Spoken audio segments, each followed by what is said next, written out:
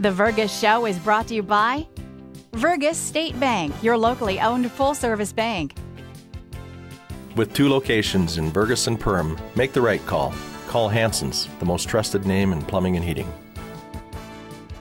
Goodman Supermarket in Vergas, specializing in fresh meat, produce, and bakery items since 1975. SPANKY'S Stone Hearth, casual fine dining on the shores of beautiful Rose Lake. Hi, welcome back to the Vergas Show. We're here with Willie Humbeck and one of the wonderful Vergas residents. And you know Willie by his smile, you know Willie by his greeting. It's always positive. By his accent, too. By his accent, too. I guess that gives it away a little bit. And so that's wonderful. Willie, we're talking about when you were a Hitler Youth and the Walk Storm. And that's where we left off last week. And I would like you to begin there. So it was about around 1942-43 when I got into the Hitler Youth. So they gave you a uniform for the summertime and for the winter time.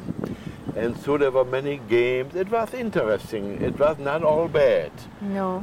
We learned discipline, respect, and of course we learned many evil things too, like... So you did that instead of going to school? Oh, no, you went to school too. Okay, and so what were your hours with the Hitler Youth? After school, on weekends, but every day. Every day. Every day after school. There were certain hours, I don't remember well enough. Do you imagine they got you that young so that you wouldn't understand that you were learning evil? That what? Because you wouldn't understand the evil things you were learning? Well, see, as a kid, that's the easiest way to learn anything besides evil. Mm-hmm. Okay, yes, that's a good thing. If it wasn't for my parents, which were, I would not say at the beginning that they were anti-Nazis, but they were all different, always different, and they taught me a different way. I had wonderful parents. You're fortunate. Yeah, so they taught me the opposite of hatred and killing. So yeah, if you were able to go home to parents that were teaching you that the right and wrong, during the night time you were home, but right. Often we went into camps too. We were gone for a week. Or even longer when the school vacation started. And that was all interesting. Camping, singing, playing guitar and what all. And but even there we learned already the bad things. That's when they had combat games. I think I talked about that before.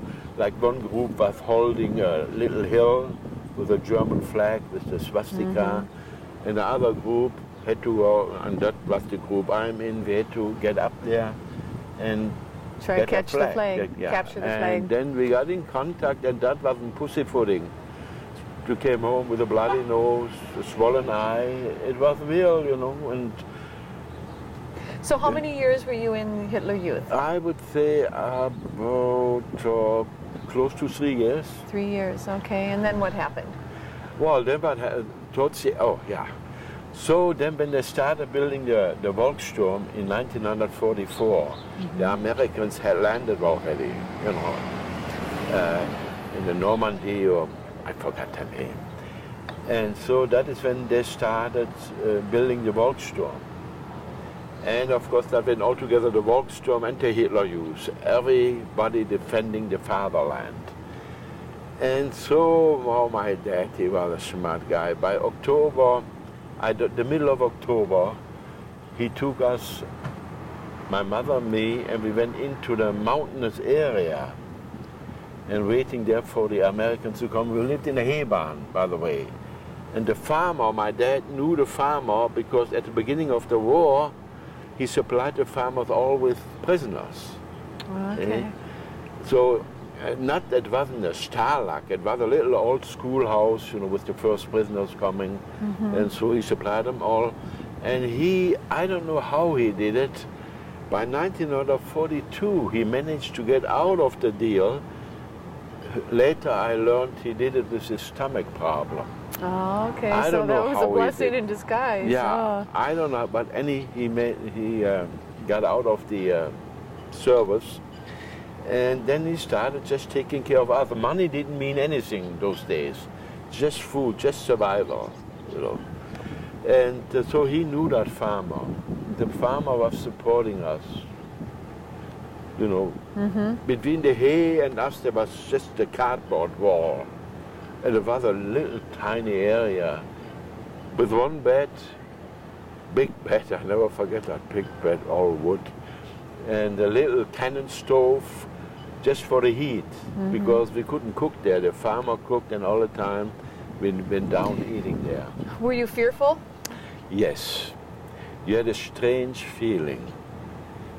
You were, in your stomach. that somebody would always come find you. Because the Gestapo was looking for, and when they got you, and they got many people, I don't know if they would have shot me, but for sure my dad. So they catch you, and right away, sometimes they shut you right away or hang you up, string you up. So we were fortunate that did not happen to us. And I never forget the day when the Americans marched in. See, there was only one road. That mountain is down, left and right mountains, and down below the houses, a little creek, you know. First German soldiers came running up about an hour before we saw the Americans, and they were looking for clothes, for civil clothes, suits, to get rid of their uniforms. We didn't have anything, we couldn't give anything, see? So they went right into the mountains. I don't know what happened to them. And then shortly after that, we saw a big tank coming up the road, very slow, full of soldiers. And the American helmet reminded us of German paratroopers. They're just about the same helmet. So we were not sure if they were Americans or Germans, because before Germans came running up, but that, then we learned quick, because tank. And then when they lifted their guns, everybody was looking for handkerchiefs or whatever was white, waving. Yeah, surrender. And then they put us in the basement, and we had to stay there the whole afternoon, the night. And next morning they let us out, and there was a lot of stuff they left for us, chocolate, whiskey for the men, but they took a lot of fresh things the farmer had, you know. Sure.